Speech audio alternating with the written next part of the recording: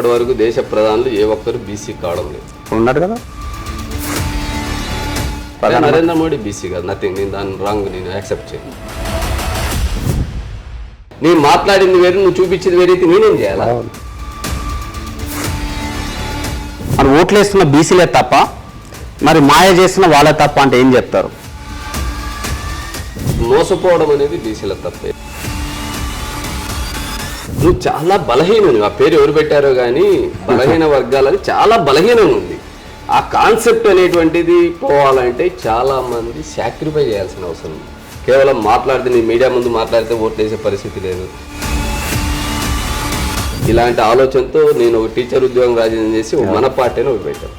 ఆ రోజు బలమైన ఉమ్మడి ఆంధ్రప్రదేశ్ ముఖ్యమంత్రి రాజశేఖర రెడ్డి గారు ఆ ఉద్యమాన్ని నన్ను ఓడించే ప్రయత్నంలో భాగంగా సక్సెస్ అయ్యాడు. మాకి ముందుకు వచ్చే వ్యక్తికి తాయిలాలు ఇచ్చి ఎమ్మెల్సీ పదవి ఇచ్చాడు, ఆయన వెళ్ళిపోయాడు. లీడరే లేరంటారా మొత్తం ఆంధ్రప్రదేశ్లో? తెలుగు బీసీ ఉద్యమం రాజకీయ నేపథ్యంతో పాటు లీడర్ల గురించి నేను వ్యక్తిగతంగా ఎవరిని కామెంట్ చేయను. బీసీల కోసం పోరాడితే ఉద్యమం అనరా? ఏమంటారు మీ భాష? బీసీల కోసం పోరాటం కాదు నేను అనేది. ఆ పొలాలు ఎవరికి దక్కుతున్నాయి, ఎవరు అందించాలా, అందించేటువంటి స్థానంలో ఎవరున్నారు, తీసుకునేటువంటి స్థానంలో ఎవరున్నారు, స్టిల్ ఇప్పటికీ అడుక్కోవడమే ఉద్యమం అంటే అది నథింగ్. 56% ఉన్నటువంటి పీపుల్కి ఆ హక్కులు కోల్పోవడానికి, ఈ జాతి స్థితిలో ఉండడానికి కారణమైనటువంటి వ్యక్తుల దగ్గరికి ఉద్యమ నేతలు వెళ్ళేటప్పుడు ఆ జాతి అనేది రోజు రోజుకి అవమానాలకి, అన్యాయాలకి, దోపిడీకి గురవుతుంది. ఆ జాతిని విముక్తి చేయడానికి నా ఉద్యోగం పనంగా పెట్టి పనిచేయడానికి సిద్ధమని వస్తే ఆ నేతలే నమ్మి వచ్చినటువంటి వ్యక్తుల్ని నట్టేట ఉంచితే ఇంకా నాయకుడు ఎలా తయారవుతాడో, ఆ నాయకుడు కాన్ఫిడెన్స్ ఎలా వస్తుంది? కానీ అంటే మీరు కూడా మోసం చేస్తారా? నమ్మింది మూమెంట్ అనేటువంటిది నాటితే మోసం చేసినట్లే. నాయకులుగా చెలామణి కావాలంటే కార్యకర్తలు ఉంటే నాయకులుగా చెలామణి అవుతారా? కార్యకర్తలు నమ్మకపోయినా ఆయన నాయకునిగా చెలామనే అవకాశం ఉంటుంది. సెల్ఫ్ మేడ్ లీడర్ ఒకరుంటారు, ఎన్నుకున్నటువంటి పీపుల్ తయారు చేసిన లీడర్. బీసీ ఉద్యమాలు 90% సెల్ఫ్ మేడ్ లీడర్స్. కేవలం ఎడ్యుకేటెడ్ ఓటర్స్ని ఆర్గనైజ్ చేయడానికి, ఈ కాన్సెప్ట్లో తీసుకురావడానికి రిజైన్ చేసి నేను కంటెక్ట్ చేస్తే, మనం ఎవరైతే ఎంతవరకు మనం లీడర్గా భావించాం ఆ శక్తులు రకరకాల ఆలోచనతో పోటీ చేశారు. కానీ ఆ రోజు నేను ఓడిపోయింది కేవలం 150 ఓట్ల తేడాతో. దొంగలు నిలవన్నప్పుడు ఒకసారి గజ దొంగని భయపడి ఓటేస్తారు, మళ్ళా రెండోసారి దొంగ గజ దొంగ కావడానికి ప్రయత్నం చేస్తాడు. కానీ దొంగతనం చేయకుండా ఈ రాష్ట్రంలో పరిపాలన జరిగితే ఆ వైపు ఖచ్చితంగా ఓటర్స్ నిలబడతారు.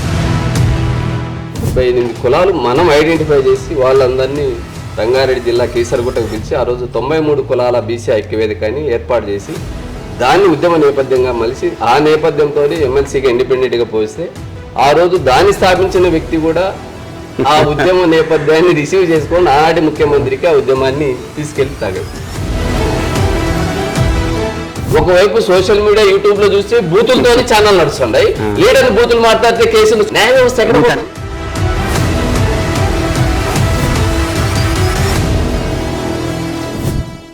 Hello, welcome to RG media. నేను మీ రాఘవేంద్ర. చూస్తూ ఉన్నాం, ఏ నోట విన్నా బీసీ రిజర్వేషన్ల మాటనే తెలంగాణతో పాటు ఉమ్మడి తెలుగు రాష్ట్రాలలో ఇది ఒక హాట్ టాపిక్ గా మారింది. మరి బీసీ రిజర్వేషన్ నేను సాధించిన అని చెప్పుకునే పంతా కూడా కొనసాగుతూ ఉన్నది. ఏకంగా నేను బీసీ ముఖ్యమంత్రిని కూడా కాబోతా ఉన్నా అని కొంతమంది ప్రకటించుకుంటున్న నేపథ్యం చూస్తూ ఉన్నాం. అసలు బీసీలు అంటే ఏంటి, బీసీల రాజ్యాధికారం వైపు వెళ్ళాలంటే ఏం చేయాల్సి ఉంటుంది, మరి బీసీల రిజర్వేషన్ హక్కుల కోసం పోరాడే నేతలు ఎవరు, నాటి నుంచి నేటి వరకు కేవలం బీసీ ఉద్యమమే ఊపిరిగా మారిన ఆ నేతలు ఎవరో మీ ముందుకు తీసుకొస్తే నేటి యువత, ముఖ్యంగా 25 నుంచి 40 సంవత్సరాల వాళ్ళకి తెలియాల్సిన అవసరం అవుతుంది. The age between 20 to 40 years అని అంటా ఉంటాయి. ఇప్పుడు నేను they should learn about what exactly the BC movement is అనేది తెలుసుకోవాల్సిన అవసరం అయితే ఉంటుంది. మరి తెలుసుకోవాలంటే ఏం కావాలి? నిన్న మొన్న వచ్చి 2-3 ఏళ్ళు 4 ఏళ్ల క్రితమే వచ్చి మేము బీసీ నాయకులం అంటే స్వాగతిస్తాం, కానీ వాళ్ళకి విషయ పరిజ్ఞానం ఉండదని కొండ బద్దలు కొట్టినట్టుగా చెప్పింది ఆర్జీ మీడియా. మరి బీసీ సాధకులు ఎవరు? బీసీ ఉద్యమం ఇప్పుడు ఉవ్వెత్తున ఎగిసిపడుతుందంటే దానికి కారకులు ఎవరు? బీసీ ఉద్యమంలో ప్రత్యక్షంగా మమేకమై బీసీల మీద ప్రేమతో బీసీల రాజ్యాధికారం వైపు వెళ్ళాలని ఉద్యోగాలకు రాజీనామా చేసి మరి బీసీ ఉద్యమాన్ని ఉవ్వెత్తున ఎగిసిపడేలా చేసినారు. బీసీ ఉద్యమాన్ని హిట్టింగ్ ద ఫ్లోర్ అంటాం. మరి ఆ ఫ్లోర్లో నిలబెట్టిన యోధులు ఎవరో మీకు తెలియాల్సిన అవసరం ఉంది. వాళ్ళు వాయిస్ మీరు వింటేనే మోటివేట్ కాగలుగుతారు. వాళ్ళ వాయిస్ వింటేనే బీసీల చరిత్ర తెలిసే అవకాశం కూడా ఉంటుంది. కాబట్టి అట్లాంటి నాయకులను మేము ముందుంచే ప్రయత్నం చేస్తూ ఉంది ఆర్జీ మీడియా. ఇప్పటికే అనేక మంది వీడియోలు కూడా చేసినాం. ఇప్పుడు ఒక చక్కని పర్సన్ దగ్గరకు వచ్చాం. బీసీ ఉద్యమమే ఊపిరిగా బతికినాడు. సుమారు 4.5 దశాబ్దాలంట నేను బీసీల కోసం పనిచేసినాడు. తాను అత్యంత ఇష్టమైన ఒక గవర్నమెంట్ జాబ్ ఉండి కూడా జాబ్కు రిజైన్ చేసి బీసీల హక్కుల సాధనే లక్ష్యంగా ముందుకు సాగినారు. అసలు పేరు కూడా పరిచయం అక్కర్లేదు. తానే పోతుల నాగరాజు గారు మన దగ్గర ఉన్నారు. మరి రిజర్వేషన్ల పోరాట సమితి వ్యవస్థాపకులు కూడా తనతో మాట్లాడే ప్రయత్నం చేద్దాం. అసలు బీసీలు అంటే ఏంది, బీసీ మూవ్మెంట్ అంటే ఏంది, ఇప్పుడు నడుస్తున్న ఉద్యమం ఎటువైపు దారి వెళ్తుంది, బీసీలను రాజ్యాధికారం వైపు తీసుకెళ్తుందా, ఇవన్నీ విషయాలు కులంకుశంగా మాట్లాడదాం. నమస్తే అన్న. బాగున్నారా అన్న?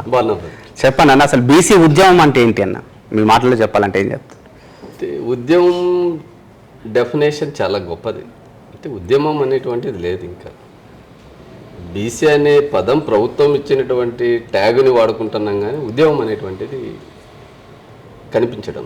ఉద్యమానికి ఉన్నటువంటి నేపథ్యం, ఉద్యమ స్ఫూర్తి, త్యాగాలతో కూడినటువంటి సమాజానికి ఏది కోల్పోతుందో ఆ సమాజానికి అందించేటువంటి ఆలోచనతో ముందుకెళ్ళేటువంటి నాయకత్వాన్ని, ఉద్యమం వైపు నడిపించేటువంటి నాయకత్వం బీసీ ఉద్యమాల్లో ఇప్పటికీ పూర్తి స్థాయిలో నా జర్నీలో కనిపించడం లేదని నేను భావిస్తున్నాను. మీరు బీసీ ఉద్యమంలో ఉన్నారంటున్నారు కదా, మరి అంటే అప్పుడు నాటిది కూడా ఉద్యమం కాదంటారా? ఏది నేను బీసీల కోసం పోరాడితే ఉద్యమం అంటారా, ఏమంటారు మీ భాషలో? అంటే బీసీల కోసం పోరాటం కాదు నేను అనేది. నేను ఒక ట్యాగ్ లైన్ పెట్టుకొని బీసీల కోసం పోరాడుతున్నాను అనేటువంటిది రాంగ్ కాన్సెప్ట్. ఏదైతే సొసైటీలో కోల్పోతున్నటువంటి హక్కుల్ని గుర్తించి ఆ హక్కుల్ని సాధించేటువంటి ప్రయత్నంలో భాగంగా ఉద్యమ నిర్మాణం జరగాలి. కానీ ఈరోజు కాన్స్టిట్యూషన్లో డాక్టర్ బిఆర్ అంబేద్కర్ గారు చెప్పినటువంటి సోషల్ జస్టిస్ అనే పదం కావచ్చు, పొలిటికల్ అండ్ ఎకనామికల్ ఈక్వాలిటీ కావచ్చు, ఆ ఫలాలు ఎవరికి దక్కుతున్నాయి, ఎవరు అందించాలా, అందించేటువంటి స్థానంలో ఎవరున్నారు, తీసుకునేటువంటి స్థానంలో ఎవరున్నారు, స్టిల్ ఇప్పటికీ అడుక్కోవడమే ఉద్యమం అంటే అది నథింగ్. 56% ఉన్నటువంటి పీపుల్కి రూల్లో ఉన్నటువంటి పాలకులన్నా దాన్ని గుర్తించి యాజ్ ఏ కాన్స్టిట్యూషన్ మీద ప్రమాణం చేసినటువంటి వ్యక్తులుగా ఇంప్లిమెంట్ చేయాలి. లేదు నా జాతి ఇది నష్టపోతుంది కాబట్టి ఆ జాతి కోసం నేను పనిచేయాలని చెప్పి వేదికలను ఏర్పాటు చేసుకున్న మాలాంటి వాళ్ళన్నా దానికోసం ఫైట్ చేయాలి. కానీ నేను వేదిక పెట్టుకొని నాకు ఒక అవకాశం వస్తే నేను వెళ్ళిపోతే ఆ జాతి విముక్తి ఎలా అవుతుంది, ఆ జాతికి ఉన్నటువంటి సమస్యలు ఎలా పరిష్కారం అవుతాయి, ఆ జాతి ఏదైతే మనం అడుగుతున్నామో ఆ జాతిలో అవకాశాలు ఎలా వస్తాయి? ఒక లీడరే తయారైన లీడర్ అలా వెళ్ళిపోతా ఉంటే అంటే ఎక్కడ వెళ్ళిపోతున్నారు, నిర్మాణం అనేటువంటి ఎక్కడ వెళ్ళిపోతున్నారు బీసీ లీడర్? ఏ జాతి గురించి మనం హక్కుల గురించి మాట్లాడుతున్నామో, హక్కులు కోల్పోవడానికి ఎవరైతే కారకులు అంటున్నామో ఆ హక్కులు కోల్పోవడానికి ఈ జాతి స్థితిలో ఉండడానికి కారణమైనటువంటి వ్యక్తుల దగ్గరికి ఉద్యమ నేతలు వెళ్ళేటప్పుడు ఆ జాతి అనేది రోజు రోజుకి అవమానాలకి, అన్యాయాలకి, దోపిడీకి గురవుతాం. సీనియర్ నేతగా చెప్పండి, ఎందుకు వెళ్ళాల్సి వస్తుంది బీసీలు ఇప్పటికి కూడా? మీరు అన్నట్టుగా అవకాశాలు సృష్టించే వాళ్ళ వైపు ఎందుకు వెళ్తా ఉన్నారు? ఎందుకు వీళ్ళు అవకాశాలు సృష్టించే దిశ ముందుకు సాగుతలేదంటే ఏం చెప్తారు? నేను అలా మోసపోయినటువంటి నేను కూడా బాధితుడిని. నేను ఒక ఉద్యమ నేతని చూసి ఇలా చేయాలా, ఇలా జాతిని విముక్తి చేయాలని చెప్పి నాది ఒక చిన్న కుటుంబం. మొత్తం మా జనరేషన్లో ఎవరికి యూనివర్సిటీ చదువులు లేవు, ప్రభుత్వ కొలువులు లేవు.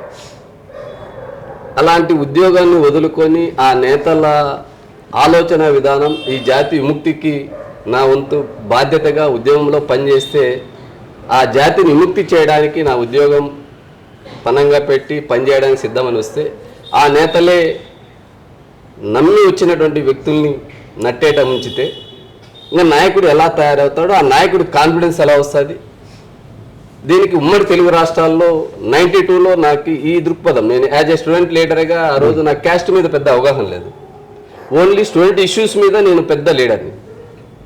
కానీ ఎక్కడైతే ఆ స్టూడెంట్ మూమెంట్ నుంచి నేను ఒక టీచర్గా అపాయింట్ అయిన తర్వాత ఈ సోషల్ జస్టిస్ అనే పదం పైన, సోషల్ జస్టిస్లో majority people, backward community people suffer అవుతున్నారు అనేటువంటి దానికి ఆ లీడర్ ఎవరని చెప్పి వచ్చినటువంటి నేపథ్యంలో ఆ లీడర్ని ఫాలో అయ్యి ఒక 10 సంవత్సరాలు పనిచేసి విద్యార్థి ఉద్యమం, ఉద్యోగులని సమీకరించి వారిని సమీకరించి ఉద్యమం, ఇంతవరకు రాష్ట్ర చరిత్రలో ఓబీసీ ఉద్యోగుల్ని ఒక 500 మందిని 2003లోనే ఢిల్లీకి తీసుకెళ్లినటువంటి చరిత్ర ఒక నాగరాజుకే దక్కుతుంది బీసీ ఉద్యోగిగా. కానీ ఆ ఉద్యమం ఎందుకు మీరు ఉద్యమం అనేదాన్ని నేను చెప్తున్నా. ఒక నాయకుడిని నమ్మి ఆ ఉద్యమ నేపథ్యం అనేటువంటిది ప్రజలకు దక్కుతుంది అని, దీన్ని పార్లమెంట్లో ఇంప్లిమెంట్ అవుతే ప్రజలకు న్యాయం జరుగుతుందని పార్లమెంటుని ముట్టడి పేరుతో ప్రధాని అక్కడ చట్టాలు చేసేటువంటి ముఖ్య వ్యక్తులకి రిప్రజెంట్ చేయాలా, వాళ్ళ డిమాండ్స్ని తీసుకెళ్లాలని చేసిన ప్రయత్నంలోనే ఆ రోజు జరిగినటువంటి మోసపూరితమైన ఆలోచనని పసిగట్టి ఉద్యమాలు అంటే ఎలా ఉండాలా, ఉద్యమ నిర్మాణం అనేది ఇప్పటికీ రకరకాలుగా చెప్తుంటారు. కానీ బీసీలు 56% ఉన్నటువంటి బీసీలు ఉద్యమం అనేటువంటిది ఇంకా నిర్మాణం జరగలేదనేది నేను భావిస్తాను. ఏ నేత నమ్మినారన్న అప్పుడు? ఎందుకు నమ్మాల్సి వచ్చింది? ఎవరు మోసం చేసిన? వ్యక్తుల పేర్లు చెప్పను కానీ, ఎందుకంటే నేను కూడా కొద్దిమందిని మోసం చేయించిన, నన్ను నమ్మి చాలా మంది వచ్చింటారు. కానీ అంటే మీరు కూడా మోసం చేశారా? నమ్మి మూమెంట్ అనేటువంటిది నాటితే మోసం చేసినట్లే. ఇప్పుడు నేను ఒక మూమెంట్ తీసుకెళ్తున్నాను అని చెప్పి నేను అక్కడ వెళ్ళి తిని పనుకుంటే నేను కూడా ఆఫ్ చేసి మోసం చేసినట్టు. నాకు తెలిసి వ్యక్తిగతంగా అయితే నేను జీవితంలో ఎవరికి మోసం చేయాలి. యాజ్ ఏ మూమెంట్ ఉద్యమం అన్నప్పుడు ఆ ఫుల్ఫిల్ నేను కూడా చేయలేదు అనేటువంటి బాధ నాలో ఉంది. సరే, ఆ రోజు విద్యార్థి దశలో ఉన్నారు, ఏజ్ తక్కువ నాయకుడిని నమ్మినారు, 10 ఏళ్ళు మీరు ఆ నాయకుని వెంటున్నారు. ఇక్కడ సూటిగా చెప్పండి, మీరు కూడా పెద్ద నాయకుని ఉన్నారు కాబట్టి అడుగుతున్నా. నాయకునిగా చెలామణి కావాలంటే కార్యకర్తలు ఉంటే నాయకులుగా చెలామణి అవుతారా? కార్యకర్తలు నమ్మకపోయినా ఆయన నాయకునిగా చెలామణి అవకాశం ఉంటుందా? ఎట్లా ఉంటుంది ఒక నాయకునిగా ఎదగాలంటే? ఇప్పుడు నాయకులకు 2 డెఫినేషన్స్ ఉంటాయి. సెల్ఫ్ మేడ్ లీడర్ ఒకరు ఉంటారు, పీపుల్ ఎన్నుకున్నటువంటి పీపుల్ తయారు చేసిన లీడర్. బీసీ ఉద్యమాలు 90% సెల్ఫ్ మేడ్ లీడర్స్. కాబట్టి ఎవరి అజెండా వాళ్ళది. కాబట్టి ఇక్కడ టోటల్గా బీసీల రైట్స్ గురించి కామన్గా థింక్ చేసి దాన్ని ఫుల్ఫిల్ చేయాలని చెప్పి ప్రజల పక్షాన వచ్చి నష్టపోయినటువంటి వారిలో కొద్దిమందిలో నేను ఉన్నాను. సెల్ఫ్ మేడ్ అనుకున్నప్పుడు అంతమంది కార్యకర్తల నాయకుని దగ్గర కూడా మీలాంటి మేధావులే అనవచ్చు. అప్పుడు కూడా అంత ఆలోచన మీరు కూడా వెళ్ళినారు కదా. సెల్ఫ్ మేడ్ ఎట్లయితే మీ అందరు తయారు చేసిన ఎక్స్పీరియన్స్ లో ఇప్పుడు అనుకుంటాను, నేను ఆ రోజు అనుకోలే. ఆ రోజు అయితే ఆకర్షితులు అయ్యారు కదా, పని చేస్తున్నానే, పని చేస్తేనే కదా ఆకర్షితులు గాను యూత్ గాను ఎంప్లాయీగా ఉన్నప్పుడు ఒక లీడర్ని ఆ మూమెంట్ తీసుకెళ్ళగలరు, నేను కూడా దానికి ఉపయోగపడగలననే నమ్మకంతో వచ్చాను. నేను కోరుకున్న మూమెంట్ ఏమి, పొలిటికల్ పవర్. అంటే చాలామంది మాకు స్కాలర్షిప్లు కావాలా, జనాభా దామాష అవికాలు అంటారు. నేను అల్టిమేట్గా నా goal political power. 56% of the పాపులేషన్లో బీసీస్ ఉన్నప్పుడు ఎందుకు పవర్ అనేటువంటిది ఆ పీపుల్కి తీసుకోలేకపోతున్నాం, ఎందుకు మాకు ఇవ్వాలని అడుగుతున్నాం. లేదు, ఈరోజు ఎస్సీ ఎస్టీలకు ఉన్నటువంటి పొలిటికల్ కాన్స్టిట్యూషన్ చట్టసభలో ఉన్న రిజర్వేషన్స్ అన్నా ఈ వర్గాల కోసం కావాలని చట్టబద్ధత కోసం అన్నా ఫైట్ చేయాలి. లేదు, నీకు దమ్ము ఉండి ఒక రాజకీయ పార్టీగా నీ వ్యక్తులకి పొలిటికల్గా అకామిడేట్ చేయాలన్నప్పుడు ఆ స్థానాల్లో కట్టడి చేసే పరిస్థితి అన్నా ఉండాలి. ఆ విధంగా నేను ఎవరో ఇచ్చేది ఎందుకు, ఎవరో తీసుకునేందుకు నేను రిజైన్ చేసి మొట్టమొదటిసారిగా రాయలసీమ జిల్లాల్లో కరుడు కట్టినటువంటి ఫ్యాక్షన్ నేపథ్యం ఉన్నటువంటి, కరుడు కట్టినటువంటి మొత్తం అణిచివేత ధోరణి ఉన్నటువంటి కడప, అనంతపురం, కర్నూలు ఆ జిల్లాల్లో నా ఉద్యోగానికి రాజీనామా చేసి మొట్టమొదటిసారిగా మన ఓట్లు మనం వేసుకున్నామని ఏకైక సింగల్ స్లోగన్ ఇచ్చి 2007లో కంటెస్ట్ చేస్తే ఎవరైతే ఆ రోజు బీసీ నేతలుగా ఉన్నారో వారే మొత్తం 44 మంది ఆ ఎన్నికల్లో పోటీ చేస్తే బీసీ కాన్సెప్ట్ మీదే 28 మందిని పోటీ చేయించారు. అప్పటి వరకు బీసీ ఉద్యమాల కోసము విద్యార్థి దశ నుంచి ఉద్యోగాన్ని వదులుకొని ఆ నేపథ్యంలో దాదాపు 60-70 కేసులు. ఓన్లీ ఊరికి ప్లాట్ఫామ్ మీద క్లియర్గా ఉంది, రైల్వే ట్రాక్ మీద జర్నీ చేయాలి, హైవే మీద జర్నీ చేయాలి. స్టూడెంట్ మూవ్మెంట్ నుంచి అప్ టు జాబ్ రిజైన్ చేసేంత వరకు నా మీద అగెనెస్ట్ ఎవరైతే ఏ వర్గాల కోసం నేను ఫైట్ చేశానో నమోదైనటువంటి కేసులే 60 నుంచి 75 కేసులు. విశ్వవిద్యాలయంలో కావచ్చు, మండల కమిషన్ ఉద్యమం నుంచి ఇవన్నీ చేసి ఉద్యమ నేపథ్యాన్ని కలిగి విద్యార్థి ఉద్యమాల్లోనూ యువజన ఉద్యమాల్లోనూ ఉపాధ్యాయునిగా ఉద్యోగులను సమీకరించే చేపట్టినటువంటి ఉద్యమాల్లో కేసులను కూడా మీదేసుకొని ఆ రోజు మనకు ఆ శక్తి ఉందా లేదా అని కేవలం ఎడ్యుకేటెడ్ ఓటర్స్ని ఆర్గనైజ్ చేయడానికి ఈ కాన్సెప్ట్లో తీసుకురావడానికి రిజైన్ చేసి నేను కంటెస్ట్ చేస్తే మనం ఎవరైతే ఎంతవరకు మనం లీడర్గా భావించాం ఆ శక్తులు రకరకాల ఆలోచనతో పోటీ చేశారు. కానీ ఆ రోజు నేను ఓడిపోయింది కేవలం 150 ఓట్ల తేడాతో 2007 గ్రాడ్యుయేట్ ఎమ్మెల్సీ ఎన్నికల్లో ఓటమి జరిగింది. అప్పటి వరకు ఇప్పటికీ మార్పు ఏమైనా వచ్చిందంటే సంఘాలు పెరిగాయి. ఉద్యమం అనేటువంటిది ఉద్యమం పేరు చెప్పడానికి నాకు బాధ వేస్తుంది. ఈరోజు రాష్ట్రంలో కానీ దేశంలో ఏదైనా ఉద్యమము ఉంది, పోరాటం ఉందంటే నా దృష్టిలో కేవలం పీపుల్స్ వార్ మూమెంట్ తప్ప అదర్వైజ్ ఎలాంటి మూమెంట్ కాదు. మీరు అంటున్నారు కానీ ఇక్కడ మీ నేపథ్యమే తీసుకుందాం. అంత పోటీ నేపథ్యంలో మీరు నిలబడ్డ గెలిచినట్టు ఒక రకంగా 175 ఓట్లు అంటే మీ సర్వీస్ని గుర్తించినట్టే, మీ పనితనాన్ని గుర్తించినట్టే, మీ కేసులను కూడా గుర్తించినట్టే కదా. ఎందుకంటారు అది మూమెంట్ కాదని, ఎందుకంత నొచ్చుకుంటా ఉన్నారు? నేను ఓటర్స్ని ఇక్కడ బ్లేమ్ చేయలేదు. అంటే పీపుల్కి ఎవరైనా పని చేయాల్సిన ఓటర్స్కే కదా అన్న, నాయకుల కోసం కాదు కదా. ఓటర్స్ వేరు, మూమెంట్ వేరు. అదే అందుకే అంటే అనేది ఓట్ల కోసం మనం మూమెంట్ చేయాలి. ఆ మూమెంట్ చేసుకున్నటువంటి వర్గంలో సమస్యలు ఏమైనా విముక్తి అయ్యాయి. ఏ జాతి కోసం ఈరోజు బీసీల సమస్యల విముక్తి కావాలా, బీసీలకు అవి కావాలి ఇవ్వాలని మనం తీసుకుంటే ఒక 100 డిమాండ్స్ ఉంటాయి. 100 డిమాండ్స్లో 10 అయినా మనం సాధించాము. అది ఉద్యమం. ఓట్ వేయడం అనేటువంటిది ఇండివిజువల్గా క్యాలిబర్ ఉండొచ్చు. నీకు ఇప్పుడు నేను బీసీ నాయకుడిగా ఎంత చలామణి అవుతానో, నాకు కరుడు కట్టినటువంటి నా మిత్రులు కూడా రెడ్డి కమ్యూనిటీ ఉన్నారు, చౌదరీస్ ఉన్నారు, బ్రాహ్మిన్స్. ఇప్పుడు రోజు నాకు బ్రాహ్మిన్స్ ఏకగ్రీవంగా తీర్మానం నేనాంటి నాయకుడు కావాలంటారు. నేను మాట్లాడుతున్న వాయిస్ సఫరర్స్ బీసీల్లో ఎక్కువ అనిచేత ఉంది, పేదరికం ఉంది, వాళ్ళకి ఇబ్బందులు ఉన్నాయని దాంతో యాజ్ ఏ లీడర్గా వాళ్ళ సమస్యలు నేను ఆ జాతిలో పుట్టాను కాబట్టి నా జాతి కోసం పనిచేయాలని ఓట్లు వేయలేదు అనుకుంటున్నాను. లీడర్ కావడానికి, ఓటు రావడానికి రకరకాల ఫ్యాక్టర్స్ ఉంటాయి. కానీ ఉద్యమం అనేది నువ్వు ఏ జాతి కోసం పర్టికులర్గా చేయాలని డిసైడ్ అయినావో ఆ జాతి సమస్యలు ఏమైనా విముక్తి అయ్యానని నేను ఆత్మపరిశీలన చేసుకుంటున్నా. ఉద్యమం చేపట్టిన నాయకులు కూడా క్వశ్చన్ అడుగుతాను. వాళ్ళని వదిలేద్దామన్న మీరు చెప్పండి. ఇక బీసీల సమస్యలు అంతం కావాలి పూర్తిగా అంటే నాగరాజు అన్న చెప్పమంటే ఏం చెప్తారు క్లుప్తంగా? ఒక మాటలు చెప్పాలంటే ఏం కావాలి? వాళ్ళని వదిలేద్దాం, వాళ్ళు మోసం బ్లేమ్ చేయలేదు. వాళ్ళ అనుభవాలు, వాళ్ళ పెద్దరికాన్ని నేను గౌరవిస్తూ ఏదైనా సమాజంలో విముక్తి కావాల సమస్యలు అంటే ఈరోజు పవర్లో ఉన్నటువంటి కుటుంబాలు ఏ విధంగా సామాజికంగా, ఆర్థికంగా ఎదిగాయో, రాజకీయంగా ఎదిగాయో, వారు ఎదగడానికి మెయిన్ ఫ్యాక్టర్ పొలిటికల్ పవర్.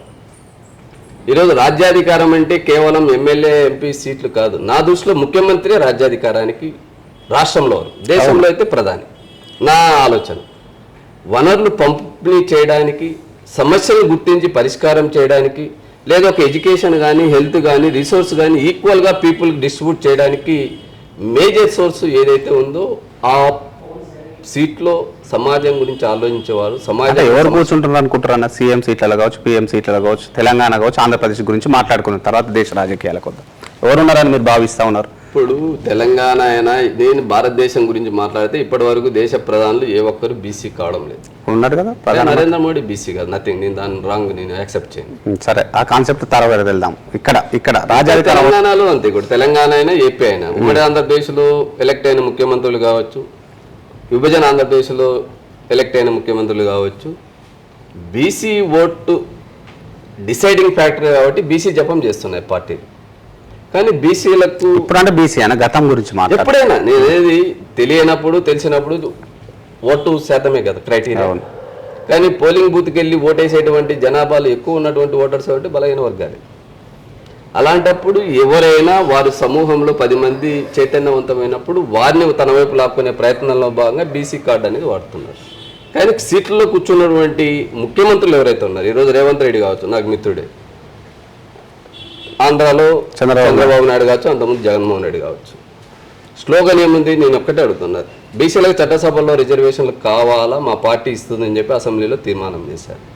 అదే పార్లమెంట్లో ఆ పార్టీని కేంద్రంలో, కూటమిలో ప్రధానమైనటువంటి భాగస్వామి తెలుగుదేశం పార్టీ. చంద్రబాబు నాయుడు గారు ఏపీ అసెంబ్లీలో తీర్మానం చేసినటువంటి వ్యక్తి, బీసీల కోసం అంత తప్పించే వ్యక్తి, బీసీల ద్వారానే మేము అధికారంలోకి వస్తున్నామన్న వ్యక్తి, బీసీ పునాదుల మీదే మా పార్టీ నిర్మాణం జరిగిందనేటువంటి వ్యక్తి అసెంబ్లీలో తీర్మానం చేసినటువంటి బీసీలకు చట్టసభలో రిజర్వేషన్ అంశాన్ని పార్లమెంటులో ఎందుకు తీసుకురావడం లేదు?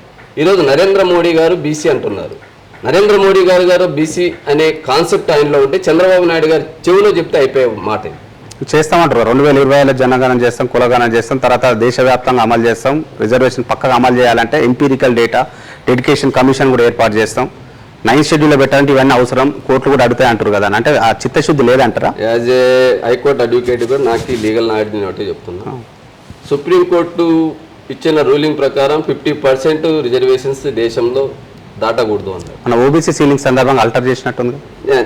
ఏం చేయలేదు. కానీ అదే దేశవ్యాప్తంగా పార్లమెంటు సాక్షిగా సుప్రీంకోర్టు జడ్జిమెంట్స్ని మీరు గౌరవించేటప్పుడు దాన్ని ధిక్కరించి దేశంలో అగ్రవర్ణ పేదలకు 13% ఉన్నటువంటి వారికి 10% రిజర్వేషన్లు రాత్రి చేశారు. దాన్ని వెల్కమ్ చేస్తాను. ఎందుకంటే రిజర్వేషన్లు ఇవ్వాల్సింది, అగ్రవర్ణాలకు ఇవ్వాల్సింది. అగ్రవర్ణాల్లో పేదరికాన్ని పోగొట్టడానికి సంస్కరణలు యాజ్ ఏ లీడర్గా ప్రభుత్వ అధినేతగా చేయాలి. అట్ ది సేమ్ టైం 56% ఉన్నటువంటి బలహీన వర్గాలకు ఏ ఒక్క ఇప్పుడు 1992 వరకు సెంట్రల్ గవర్నమెంట్లో లేవు. ఏపీలోకి వచ్చేపాటికి 25% విద్యా ఉద్యోగాల్లో, స్థానిక సంస్థల్లో వాళ్ళ ఎన్నికల స్లోగన్గా మేము 42% ఇస్తామని ఒకరు, మేము 32% ఇస్తామని ఒకరు, 44% ఇస్తామని.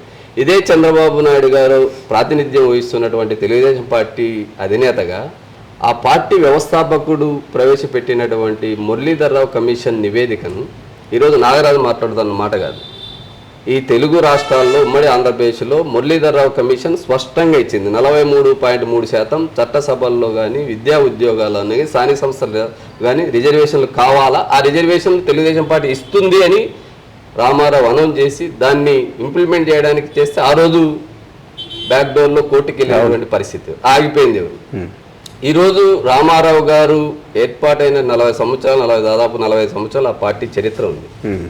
ఏ రోజైనా పార్టీ వ్యవస్థాపకుడు తీసుకొచ్చినటువంటి అంశాన్ని చర్చకు కానీ దాన్ని ఇంప్లిమెంట్ చేయాలని కానీ ఆలోచన ఉంటే ఈరోజు మన ఉద్యమం ఎందుకంత ధైర్యంగా వాళ్ళు ఉంటున్నారు అంటారు. ప్రతి ఎన్నికలు వచ్చినప్పుడు చెప్తా ఉన్నారు. అంటే గత 4 దశాబ్దాలుగా వింటా ఉన్నాం, 40 ఏళ్ళుగా. ఏ ఎన్నికల మేనిఫెస్టో ఏది చేసినా బీసీలకు రాజ్యాధికారం వైపు చూస్తాం, చట్టసభలలో స్థానం కల్పిస్తామంటే మోసం చేస్తూ ఉంటున్నాం. ఇక్కడ క్లారిటీగా చెప్పండి అన్న, ఒక సీనియర్ నేతగా మనం ఓట్లు వేస్తున్న బీసీలే తప్ప, మరి మాయ చేస్తున్న వాళ్ళే తప్ప అంటే ఏం చెప్తారు? నేను తప్పు అనేది మోసపోవడం అనేది బీసీల తప్ప. ఎందుకంటే బీసీ అనే ఫీల్ ఎవరికి కలుగుతుంది? ఇప్పటికీ చాలా మందికి ఆ వర్డే అర్థం కాదు. ఎందుకంటే 2003 వరకు ఉమ్మడి ఆంధ్రప్రదేశ్లో బీసీ ఉద్యోగుల సంఘ రాష్ట్ర వర్కింగ్ ప్రెసిడెంట్గా ఉద్యోగుల సమస్యల మీద పెట్టారు. ఆ రోజున్న నేతల యొక్క పనితీరు వల్ల కులాలు ఇన్నున్నాయని నాకు ఫస్ట్ డౌట్. అప్పుడు మొత్తం ఉమ్మడి ఆంధ్రప్రదేశ్ ప్రతి జిల్లాను తిరిగి 93 కులాలు అనేది ఏపీ గెజిట్లో ఉన్నాయి. ఇవి ఉన్నాయా లేని మొత్తం 23 జిల్లాలు దాదాపు ఒక 6 నెలల పాటు తిరిగి ప్రతి జిల్లాలో ఎన్ని కులాలు ఉన్నాయని సేకరించి లిస్ట్ అవుట్ చేస్తే మొత్తం 78 కులాలు మనం ఐడెంటిఫై చేసి వాళ్ళందరినీ రంగారెడ్డి జిల్లా కీసరగుట్టకు పిలిచి ఆ రోజు 93 కులాల బీసీ ఐక్యవేదిక అని ఏర్పాటు చేసి దాన్ని ఉద్యమ నేపథ్యంగా మలిసి ఆ నేపథ్యంతో ఎమ్మెల్సీగా ఇండిపెండెంట్గా పోస్తే ఆ రోజు దాన్ని స్థాపించిన వ్యక్తి కూడా ఆ ఉద్యమ నేపథ్యాన్ని రిసీవ్ చేసుకొని ఆనాటి ముఖ్యమంత్రికి ఆ ఉద్యమాన్ని తీసుకెళ్లి తాగాడు. కాబట్టి ఇక్కడ బీసీల అంత బలహీనులు అన్న ఒక నాయకుడు నమ్మి ఆయన తాకట్టు పెడితే మిగతా వాళ్ళంతా మోసపోవాలని ఏముంది? ఇక్కడ రాజ్యాంగం కల్పించింది కదా, అందరూ అంటా ఉంటారు. మీరు క్లారిటీ ఇవ్వాలి. ఓటు హక్కు ఉంది. ఓటు ప్రతిసారి ఎందుకు మనం బీసీలు నిలబడితే బీసీలను నిలబడతా ఉన్నారు, మీలాంటి మేధావులు నిలబడితే మేధావులను నిలబడతా ఉన్నారు. మళ్ళీ ఎవరికైతే కావాలో వాళ్ళకే ఓటేసే పందా ఉంది. ఎందుకు ఇది జరుగుతుంది అంటారు? క్లుప్తంగా చెప్పాలంటే ఎక్కడ కంటెక్ట్ చేశారు బీసీలు చెప్పండి? ఎక్కడ చేయలేదు.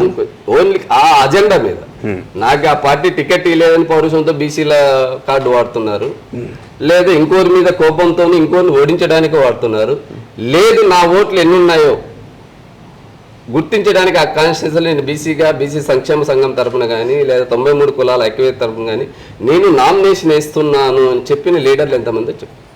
ఈరోజు ఉమ్మడి ఆంధ్రప్రదేశ్లో ఉన్నటువంటి 294 అసెంబ్లీలు తీసుకో, లేదా ఈరోజు విడిపోయిన తెలంగాణ కావచ్చు, ఆంధ్రప్రదేశ్ కావచ్చు, ఒక్క ఉమ్మడి ఆంధ్రప్రదేశ్లో ఏ లీడర్ అయినా బీసీ సంఘాలు ఏర్పాటు చేసి రాష్ట్ర నాయకులు జాతీయ నాయకులుగా ఉన్నటువంటి వాళ్ళు ఒక వార్డు మెంబర్గా కంటెక్ట్ చేశారా, నా ఓట్లు ఎన్ని ఉన్నాయో నేను తీసుకోవాలా అని చెప్పి నేను ఈరోజు లీడర్లు అందరికీ చెప్తున్నా.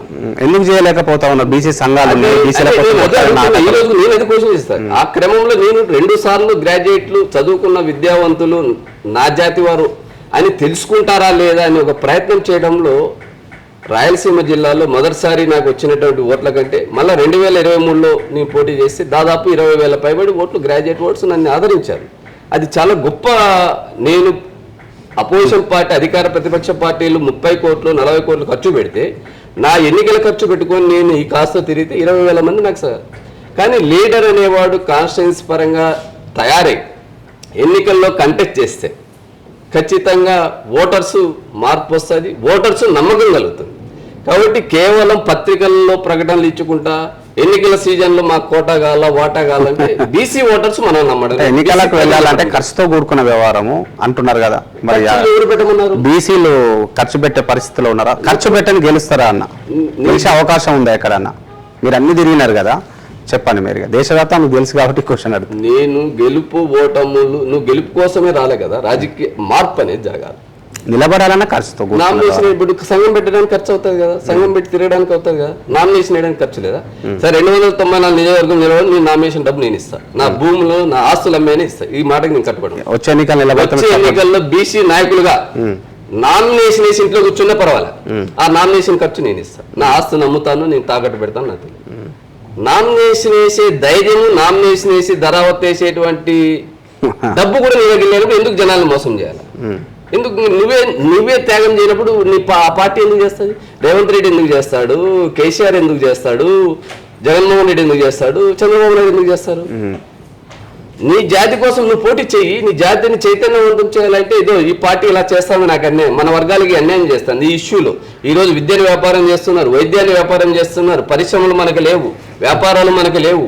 వాళ్ళకి అధికారం ఉన్నాయి కాబట్టి వాటన్నిటిలో వాళ్ళకి ఈజీగా లైసెన్సులు వస్తున్నాయి, ఈజీగా ఆస్తులు కొలగొడుతున్నారు, ఈజీగా ఆసుపత్రులు పెడుతున్నారు. నీవు కూడా రేపు అధికారంలోకి రావడానికి, నీ సమస్యలు విముక్తి కావడానికి లేదు, నేను వస్తే ప్రభుత్వ ఆసుపత్రులని నేను బాగు చేస్తా, ప్రభుత్వ స్కూళ్ళను బాగు చేస్తా, ప్రభుత్వ ఉద్యోగాలు కల్పిస్తా, చదువుకున్న యువతకి ఉపాధి కల్పిస్తా.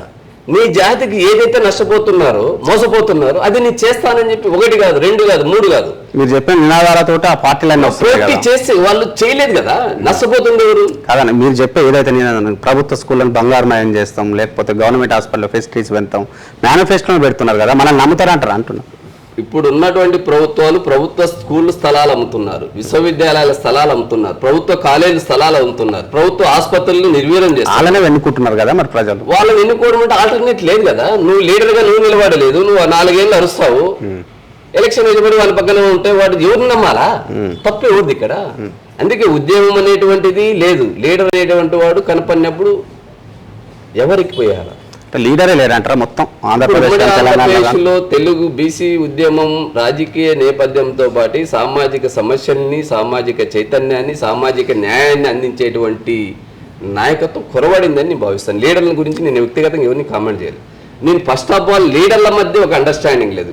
ఇప్పుడు ఇంతకుముందు మీ 93 కులాల ఐక్యవేదిక ఏర్పాటు చేసినప్పుడు కుల సంఘాలు లేవు.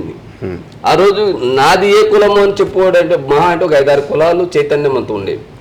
కానీ ఈరోజు ఇన్ని కుల సంఘాలు, పార్టీకి ఒక అప్లికేషన్ ఉంది.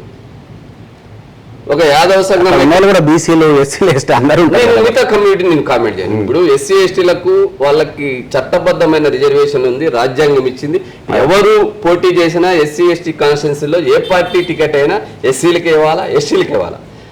ఆ డిమాండ్ అనే ఇక్కడ ఇంప్లిమెంట్ చేస్తే ఎవరన్నా పోటీ చేయదు. ఇప్పుడు బీసీలో ఆ లీడర్లు లేకపోతే, ఆ వాయిస్ లేకపోతే ఈ తలొగ్గి ఇప్పుడు తెలంగాణ 42% బీసీలు, ఆంధ్రప్రదేశ్ ప్రభుత్వానికి వచ్చేసరికి బీసీల నినాదాన్ని ఎత్తుకున్నాని మీరు భావిస్తున్నారా? ఆ ఒత్తిడి లేకపోతే మోసపూరితమైనటువంటి డిమాండ్తో ప్రభుత్వాలు నడుస్తున్నాయి. వీళ్ళని ఏ విధంగా మభ్యపెట్టాలని, ఒకరేమో అల్టిమేట్గా పొలిటికల్ పవర్ కావాలని అంటారు, ఇంకోరేమో నాకు ఈ ప్రభుత్వం 42% రిజర్వేషన్ ఇచ్చింది కాబట్టి చప్పట్లు కొడదాం, రేపు నా మద్దతు నీకే అంటారు. అట్ ది సేమ్ టైం ఇంకోటి. కానీ అసలైన డిమాండ్ ఇప్పుడు స్థానిక సంస్థల్లో రిజర్వేషన్ ఇచ్చి ప్రయోజనం ఉందా లేదంటే నష్టపోయేది ఎవరు? రేపు మళ్ళీ ఎమ్మెల్యేలని ఎంపీలకి మోయడానికి ఉపయోగపడతారు అని చెప్పి గతంలో 94 ముందు ఎలక్షన్స్ 94 నుంచి నాకు అవగాహన. ఆ రోజు సర్పంచ్కి మహా అంటే ఒక 1000-2000 సర్పంచ్కి ఈ రోజు కోట్లలోకి తీసుకొచ్చారు. వాడు ఇంకా క్లోజింగ్ ఎందుకు తీసుకోవాలి మరి? బీసీలు తీసుకోవద్దు కదా డబ్బులు ఓటర్ది అనేది ఒకరు అందుకే నేను ఏమంటున్నా, నామినేషన్ వేసి ఇంట్లో డబ్బులు ఇస్తావా? నీ స్లోగన్ని ఇప్పుడు ఈరోజు సోషల్ మీడియా ఉంది, నీ వాయిస్ని త్రూ నీకు నచ్చినటువంటి ఛానల్లో చెప్పి నా కాన్స్టిట్యున్సీకి ఇచ్చేస్తా. 1, 2, 3, 4 సార్లు బరిలో ఉంటే తప్ప నమ్మకం అనేది రాదు. ఈరోజు స్వాతంత్ర పోరాటం దేశమంతా కలిసి పోరాటం చేస్తే 270-300 ఏళ్ళు పట్టింది.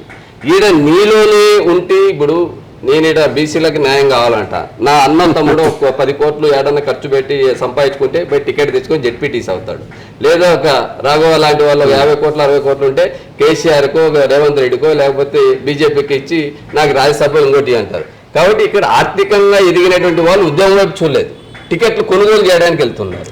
వీళ్ళందరూ అందుకే లీడర్ అండర్స్టాండ్ అయితే ఈ రోజు ఉన్నటువంటి అన్ని పార్టీల్లో ఉన్నటువంటి ఎస్టాబ్లిష్ అయినటువంటి ఎమ్మెల్యేలు గాను, ఎంపీలు గాను, మంత్రులుగా పనిచేసినటువంటి లీడర్లు నా జాతి నష్టపోతుందని ఒక్క గంట ఆలోచించి అందరూ ఒక తాటి మీద కూర్చుంటే ఖచ్చితంగా సమస్య. లీడర్లు వివిధ పార్టీలు ఉంటున్నదనే కన్ఫ్యూజన్. రేపు స్థానిక సంస్థలు వస్తున్నాయి, 42% రిజర్వేషన్ ఇచ్చారు అనుకుందాం.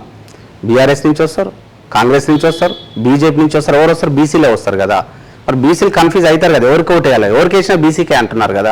బీసీ నినాదం గెలిచినట్టుగా భావిస్తారా మరి అప్పుడన్నా? స్థానిక సంస్థల్లో బీసీ స్లోగన్ అంటే అల్టిమేట్ గా రేపు ఎమ్మెల్యే ఎంపీ ఎన్నికల్లో ఎవరికి మళ్ళీ అందరం ఎక్కించాలా? ఈ గెలిచినటువంటి ప్రజాప్రతినిధులు కూడా చేయడానికి కొట్లాడాలి, కానీ సీఎం ఎవరవుతారో అడుగుతున్నారు కాదన్నా. ఇప్పుడు 42% రిజర్వేషన్ వచ్చి బాగా పనిచేసే నాయకుని ఎన్నుకున్నప్పుడు చట్టసభలలో కూడా ఈ రిజర్వేషన్ ఇంప్లిమెంట్ చేసే అవకాశం, అది ఆ డిమాండ్ కావాలని ఆ పార్టీలో ఉన్నటువంటి నాయకులను అడుగుతున్నాం. ఇప్పుడు పార్టీలు ఉమ్మడి ఇంప్లిమెంట్ చేయాలంటారా వద్దంటారా? ఫస్ట్ 100% అనేది ఒక యూనిఫామ్ గా ఉండాలి. స్థానిక సంస్థల్లో ఏ శాతాన్ని తీసుకొచ్చావో అసెంబ్లీలోను, పార్లమెంట్లోను, ఎమ్మెల్సీలోను, రాజ్యసభలోను ఆ స్థానాలతో అదే శాతాన్ని రిజర్వేషన్ అమలు చేయి. విద్యా ఉద్యోగాల్లోనూ అదే శాతాన్ని రిజర్వేషన్ చేయి. రేపు ప్రైవేట్ కార్పొరేట్ రంగం ఈ దేశవ్యాప్తంగా దాన్ని మేము వ్యతిరేకించే పరిస్థితి లేదు. అక్కడ కూడా ఈ వర్గాల్లో చదువుకున్నటువంటి యువతకి 42%, 44% రిజర్వేషన్ ఇంప్లిమెంట్ ఎందుకు అడుగుతున్నాం ఈరోజు? ప్రైవేట్ రంగాన్ని, కార్పొరేట్ రంగాన్ని ఒక ప్రైవేట్ కంపెనీ పెట్టడాలంటే 100 కోట్ల విలువైన భూమిని ఫ్రీగా ఇస్తున్నారు. నేను మన ఆంధ్రప్రదేశ్ గవర్నమెంట్ కూడా ఒకటే డిమాండ్ చేశాను. మీరు ఏదైతే అమరావతి రాజధానిలో 100 ఎకరాల భూమిని 99 ఇయర్స్ లీజుకి 99 రూపాయలకి ₹1 ఇచ్చారు. ఈరోజు నేను కూడా 100 ఎకరాలు నా జాతి కోసం భవనం ఏర్పాటు చేయడానికి లేదా వాళ్ళ స్కిల్ డెవలప్మెంట్ చేయడానికి ఏదైతే ఉపాధి కల్పించే రంగాల్లో ఉందో వాళ్ళు ట్రైన్ చేయడానికి 100 ఎకరాలు నాకే ఉండి వాళ్ళు 99 పైసలు ఇస్తే నేను ₹5 ఎకరాకి ఇస్తాను, నాకు కేటాయించానని చెప్పి మన రాష్ట్ర ప్రభుత్వానికి చీఫ్ సెక్రటరీ గారికి ఒక లేఖ పెట్టారు. ఎందుకంటే ఇక్కడ షెల్టర్ అనేటువంటిదే లేదు కలవడానికి. పాయలుగా విడిపోయినటువంటి సమాజాన్ని కలపాలంటే పూలే అంబేద్కర్ ఆలోచన విధానం కానీ, పెరియారు, నారాయణగూర్ లాంటి ఒక సోషల్ రిఫార్మ్స్ని స్టడీ చేసినప్పుడే ఏదైనా. తెలంగాణ కావచ్చు, ఆంధ్రప్రదేశ్లో కావచ్చు, పెరియార్ లాంటి వాళ్ళు ఉన్నారనుకుంటున్నారా ఇప్పుడు మీరు? పెరియార్తో కంపేర్ చేస్తే అది చాలా జోక్. అసలు ఆయన మూమెంట్ ఇప్పుడు పెరియారు ఆశా సాధన పనిచేసే లీడర్లు కూడా లేడు. 100% పెరియార్ అనేది ఒక హిందుత్వాన్ని వ్యతిరేకంగా ఢీకొట్టాడు. ఆయన ఏదో సంఘం పెట్టుకొని ఉపాధి కోసం రాలేదు.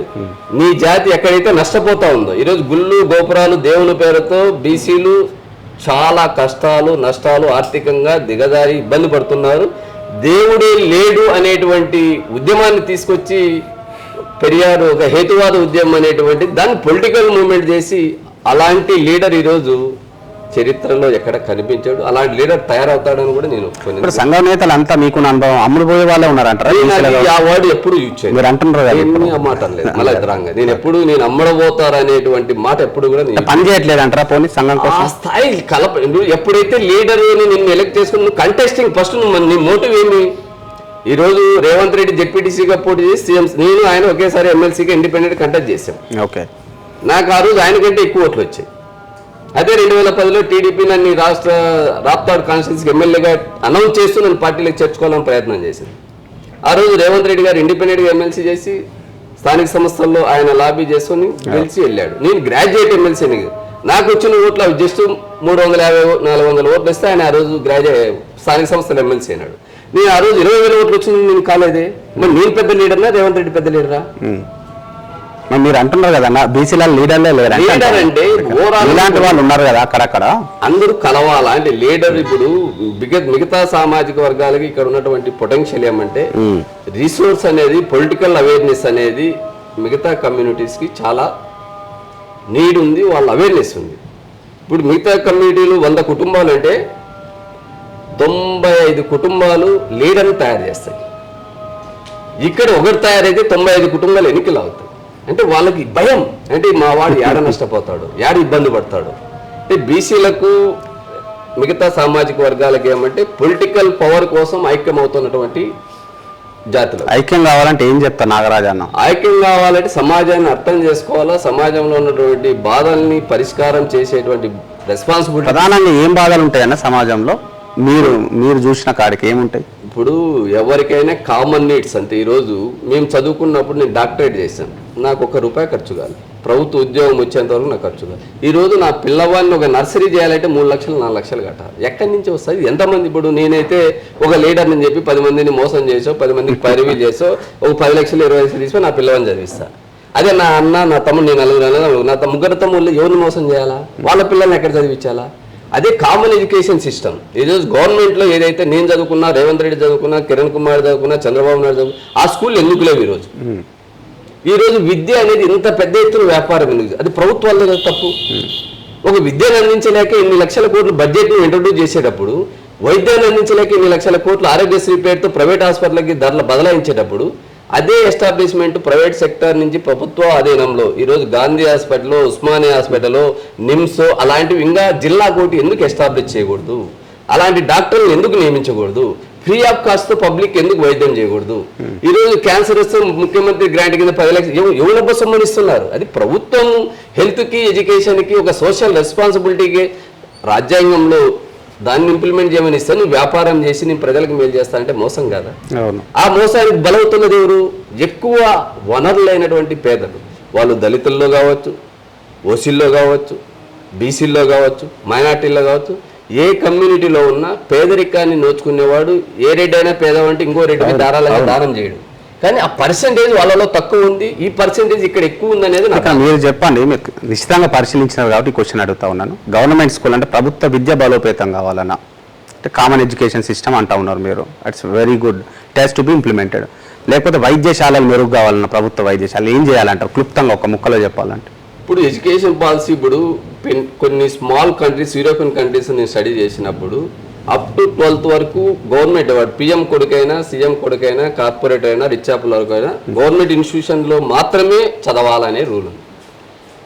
12th స్టాండర్డ్ తర్వాత హైయర్ ఎడ్యుకేషన్ అనేటువంటిది క్వాలిటీ ఆఫ్ ఎడ్యుకేషన్ నువ్వు ఒక పిహెచ్డి చేయాలన్నా లేదంటే హైయర్ ఎడ్యుకేషన్లో చేయాలని నీకు గవర్నమెంట్ స్కూల్ కంటే ఇంకా బెటర్గా ఉందని కంపేర్ చేస్తే ఆ ఇన్స్టిట్యూషన్స్ చూజ్ చేసుకునే అవకాశం ఏదైతే మన పాలకులు, ముఖ్యమంత్రులు స్టడీ టూర్ పంపుతున్నారో వాళ్ళు తీసుకొచ్చినటువంటి రిపోర్ట్స్ని ఇంప్లిమెంట్ చేయమని అడుగుతున్నాను. ఎందుకంటే అప్ టు 12th వరకు తెలుగు రాష్ట్రాల్లో ఎక్కడే కానీ ప్రైవేట్ కార్పొరేట్ స్కూళ్ళకి అనుమతి ఇవ్వకూడదు. ఓన్లీ గవర్నమెంట్ ఇన్స్టిట్యూషన్స్లోనే క్వాలిటీ ఆఫ్ స్టాండర్డ్స్ని మెయింటైన్ చేయండి.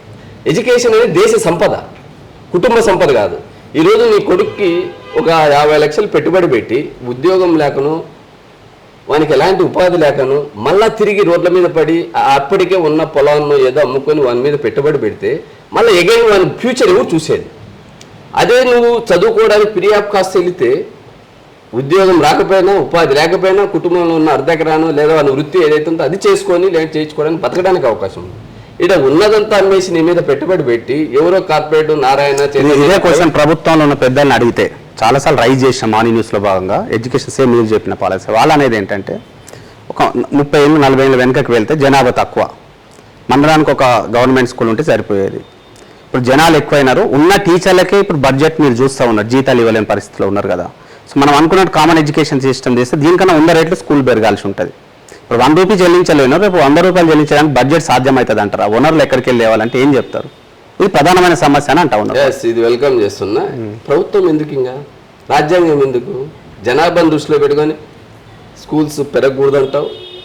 నువ్వు బడ్జెట్ ఆ రోజు ఉమ్మడి ఆంధ్రప్రదేశ్లో బడ్జెట్ ఎంత నేను చూసి కూడా 75,000 కోట్లు 50,000 కోట్ల నుంచి ఈరోజు తెలంగాణ బడ్జెట్ ఎంత, ఆంధ్రప్రదేశ్ బడ్జెట్ ఎంత?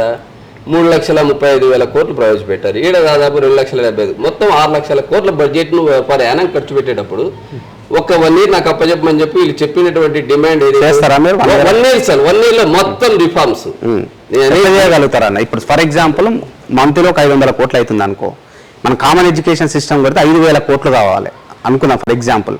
ఎక్కడికి వెళ్ళి మీరు రిసోర్సెస్ తీసుకొస్తారు అంటే ఫీజు రియంబర్స్మెంట్ కి ఎంత చెల్లిస్తుండో ప్రయాణం, ఆరోగ్యశ్రీకి ఎంత చెల్లిస్తుండో ప్రయాణం, అవి కూడా ఆపేసినారు కదా, చెల్లించలేదు. ఎప్పుడైనా అప్పు ఇవ్వాల్సిందే కదా. నువ్వు వన్స్ ఎస్టాబ్లిష్ చేసి ఎప్పుడో నీ పుట్టక ముందు పెట్టిన స్కూల్ ఈ రోజుకి అదే నడుస్తుంది. ఎక్కడ సున్నం కూడా ఎట్లా పిల్లలు పోలేదు చదువుకి. నాతో పాటు అబ్బాయికి మీ 1,200 టీచర్గా చేసా, ఒక స్లాబ్ ఫిక్స్ అయ్యి రాష్ట్ర ప్రజల సంక్షేమాన్ని దృష్టిలో పెట్టుకొని టీచర్ శాలరీ ఇంత ఇస్తున్నావు.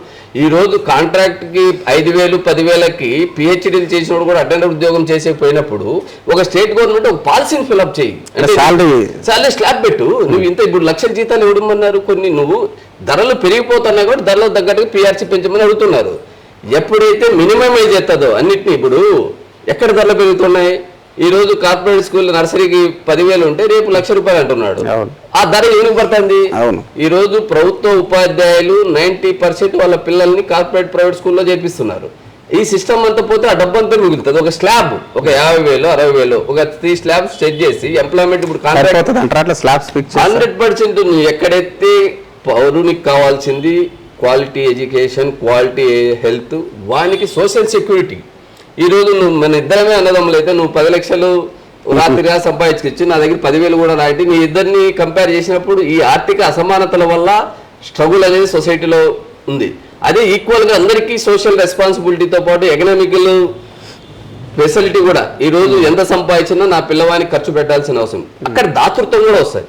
ఇక్కడ ఏం జరుగుతుంది, 10 లక్షలు సంపాదించేవాడు కూడా ఈరోజు భయపడే పరిస్థితి ఉంది. రేపు ఇంకా ఎలాంటి వస్తుంది, ఎలాంటి ఎడ్యుకేషన్, ఎంత ఇదే సాకులు కొడితే ప్రభుత్వ పెద్దలు ఏమంటారు అంటే సంక్షేమానికి ఎక్కువ ఆసరా పెన్షన్స్ అని, ఈ పెన్షన్స్, ఆ పెన్షన్స్ అని ఎక్కువ ఖర్చు చేస్తూ ఉన్నాం కాబట్టి వీటన్నిటి ఇంప్లిమెంట్ చేయలేకపోతామంటే మేమన్నా, మీరు చెప్పండి ఒక మీద, మేమన్నది ఏంటంటే సంక్షేమం అవసరమే లేదని చెప్పిన. అప్పుడు పెద్ద గొడవ అయింది, ఆర్జీ మీడియా లోగోలు పట్టుకుని తగల పెట్టినారు. ఎందుకన్నా అంటే మీరు ఏదైతే కామన్ ఎడ్యుకేషన్ సిస్టమ్ ఉంటే నువ్వు అప్పుడు ఆసరా పెన్షన్ ఇవ్వాల్సిన పని లేదు. ఎందుకంటే ఇక్కడ ఎడ్యుకేటెడ్ అవుతాడు, వీడు చదువుకుంటాడు, ఇక్కడ ఖర్చు చేస్తాం. ఈరోజు ఖాళీగా తిరిగే అబ్బాయి ఉద్యోగం కొడతాడు, ప్రైవేట్ రంగంలో కావచ్చు, ప్రభుత్వ రంగంలో కావచ్చు. ఖాళీగా తిరిగే అబ్బాయి 50,000 ₹1,00,000 సంపాదిస్తే 2,000కు ఆధారపడాల్సిన అవసరం ఉండదుగా. ఇది కరెక్టే అంటారా? మీరేం విశ్లేషిస్తారు? ఇట్లా చేయొచ్చు అంటారా? బంగారు బాతుని ఎవరికి వస్తారు? ఈరోజు ప్రైవేట్ ఎడ్యుకేషన్, ప్రైవేట్ హాస్పిటల్స్ ఎమ్మెల్యేలకు, ఎంపీలకు, రాజకీయ పార్టీలకి ప్రధాన షేర్ హోల్డర్స్ వాళ్ళు. అది అందుకనే ప్రధాన షేర్ హోల్డర్స్ ఒక వ్యాపారాన్ని అంటే మన మాటలుగానే పోతాయి అంటారా? ఇది చెప్తే కామన్ ఎడ్యుకేషన్ సిస్టమ్ అందుకే ఎవరు రావాలా ఆ పబ్లిక్ పట్ల ఇప్పుడు ఉన్న వాళ్ళకి లీడరు వాళ్ళ పాపులేషన్ మొత్తం అంతా ఇక్కడ ఉన్న వాళ్ళందరినీ తీసుకెళ్లి లండన్లోనూ లేకపోతే ఎక్కడైనా చదివించుకునే స్తోమత ఉంది. వ్యాపారం ఎవరి నుంచి నడుస్తుంది? ఇప్పుడు చదువు అనేది ఎవరు కోరుకుంటున్నారు? పేదలు మా వారిని చదివించుకోవాలా, మధ్యతరగతి వాళ్ళు నా వారిని చదివించు, ఆ వీక్నెస్ ని తీసుకున్నారు. ఇంతకుముందు అదే సంజీవ్ రెడ్డి మొదటి ముఖ్యమంత్రి అయినా ఆంధ్రప్రదేశ్ ఆయన గవర్నమెంట్ స్కూల్లో చదివాడు కదా. మొన్నటి వరకు ఈ రాష్ట్రాన్ని ఉమ్మడి ఆంధ్రప్రదేశ్లో ఆయన ముఖ్యమంత్రులంతా కూడా ఆంధ్రప్రదేశ్ గవర్నమెంట్ స్కూల్లో చదివారు కదా. ఈ రోజు వాళ్ళకి ఎందుకు ఆ స్పృహ రాలేదు? ఈ రోజు ఈ దేశంలో ఐఐటీలు ఉన్నాయి, ఇది గవర్నమెంట్ ఇన్స్టిట్యూషన్స్ కదా. ఆ దేశ సంపద ఇప్పుడు స్విట్జర్లాండ్ ఉంది. స్విట్జర్లాండ్లో రోజుకి ఆవిష్కరణలు ఒక 100 ఆవిష్కరణలు ప్రపంచవ్యాప్తంగా వస్తే 80% ఆవిష్కరణలు స్విట్జర్లాండ్ ఎంత కంట్రీ, దాదాపు కొన్ని లక్షల కోట్ల రూపాయల ఆదాయం దాని నుంచి వస్తుంది. నువ్వు ఇక్కడ రీసోర్స్ అనేది ఇప్పటికీ రావడం లేదు. భారతదేశంలో ఇప్పటికీ ఎడ్యుకేషన్ అనేది వ్యాపారం చేశారు కానీ ఎడ్యుకేషన్ అనేది దేశ సంపద అనేది ఏ లీడరు గుర్తించలేదు. ఇది మనం అడిగితే నాయకులు ఏమంటారు అంటే ఏ పార్టీ, ప్రతిపక్షమైన అధికార పక్షమైన, ఎందుకు మరి ప్రజలు పంపించకుండా అయిపోతుంది కదా, వాళ్ళు ప్రభుత్వ స్కూళ్ళకి వస్తే అయిపోతుంది. వాళ్ళు పోతున్నారు కాబట్టి ప్రైవేట్ స్కూల్ వెళ్తా ఉన్నారు, అసలు బంద్ పెడితే అయిపోతుంది, మమ్మల్ని ఎందుకు అంటా ఉన్నారు, మేము ఆపలేం కదా ఎవరిని అని అంటే ఏం చెప్తారు? ప్రజల సెంటిమెంట్ ఏమని అదే చెప్తున్నా. ప్రభుత్వ స్కూళ్ళకి, ప్రైవేట్ స్కూళ్ళకి, కార్పొరేట్ స్కూళ్ళకి ఇప్పుడు దాదాపు తెలుగు రాష్ట్రాల్లో 10 రకాల కాన్సెప్ట్ స్కూల్ ఉన్నాయి. ఒక్కొరికి ఒక ఇప్పుడు సాఫ్ట్వేర్లో వచ్చేటువంటి వినూత్నమైనటువంటి టెక్నాలజీ ఏదైతే ఉందో, ఏఐ అని ఒకడంటాడు, రకరకాల టూల్స్, దాన్ని చదివితేనే నాకు ఉద్యోగం వస్తుంది, లక్షల ప్యాకేజ్ వస్తుంది అని ఫీలింగ్ని ఫస్ట్ 20 ఏళ్ళ తర్వాత ఎంత సంపాదిస్తాడు అనేటువంటి మెసేజ్ ని వదిలేశారు. అంటే ఇక్కడ ప్రజలు కమర్షియల్ అయ్యారు కాబట్టి ప్రైవేట్ స్కూల్లో పోతారు. ప్రజల పరిస్థితులు రోజు రోజుకి దిగజారిపోతున్నాయి. మీకు అర్థం కావడం లేదు. కార్పొరేట్ స్కూల్కి ఎట్లా పంపిస్తారు అంటే దిగజారి మా వాడు ఆ బాధపడు, నేను చెప్పే కదా, నాకున్న 5 ఎకరాల పొలాన్ని అమ్మేసైనా నా వాడి చదువుకున్న నా భవిష్యత్తు మారాలి. పాలకుల తప్పు కాదు, మనదే. 100కి 100 రూపాయలు పాలకులే, 100కి 100 రూపాయలు పాలకులే. పాలకులు దుర్మార్గులు అని చెప్తారు. ఏది పాలకులు దుర్మార్గులు, వాళ్ళకి కాన్స్టిట్యూషన్ ని మీద ప్రమాణం చేసి రూల్ చేస్తున్నారు కానీ మొత్తం వయలేషన్ జరుగుతుంది, కాన్స్టిట్యూషన్ వయలేషన్ జరుగుతుంది. దుర్మార్గులను దింపే ప్రజలు మార్పు రావాలి, ప్రజలు మేల్కోవాలి. నేను అదే ఈ రోజు మనం తాగే నీళ్ళని కూడా వ్యాపారం చేస్తున్నారు, ఏం వెల్ఫేర్ చేస్తున్నారు, ఎవ్రీథింగ్ ఈస్ పొల్యూటెడ్. మరి పొల్యూట్ చేసి నువ్వు మంచి నీళ్ళు అందించలేదు, దౌర్భాగ్య స్థితిలో రూల్ చేస్తూ నువ్వు ఎంత బెటర్ గవర్నమెంట్ అని ఎట్లా అడుగుతావు? నువ్వు మంచినీళ్ళు క్యాన్ అనేటువంటిది బయట కనపడుకోకుండా, బిస్లరీ వాటర్ అనేది బయట కనపడుకోకుండా మంచినీళ్ళు మున్సిపాలిటీకి నల్లా తాగినప్పుడే నువ్వు రూల్ చేసినట్లు. ఈ రోజు నువ్వు కూడా మొత్తం పొల్యూట్ చేసి జనాలకి పొల్యూట్ తగిన వాటర్ తాగి రోగాలు తెచ్చుకోండి, దవాఖానలో పోండి, ప్రైవేట్ హాస్పిటల్ని, కార్పొరేట్ హాస్పిటల్ బాగు చేయండి అని చెప్పి ప్రభుత్వ ఆసుపత్రిలో పోతే వైద్యం అందించి కాటన్ కూడా లేకుండా నువ్వు వాళ్ళకి.